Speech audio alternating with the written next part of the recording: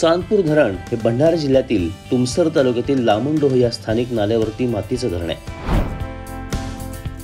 सन 1915 मध्ये पूर्णत्वास आलेले धरण भंडारा शहरापासून अवघ्या 60 किलोमीटर अंतरावरती असल्यानं पर्यटनासाठी एक उत्तम स्थळ आहे.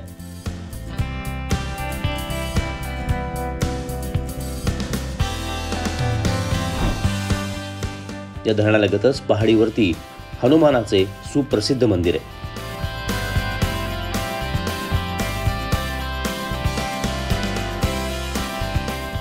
धरणाची उंची 19 मीटर तर लांबी फक्त 186.35 मीटर आहे. धरणाची साठवण क्षमता 1.02 TMC इतकी आहे. धरणाचा उद्देश तुमसर तालुक्यातील 9025 हेक्टरावरती सिंचन करण्याचा आहे.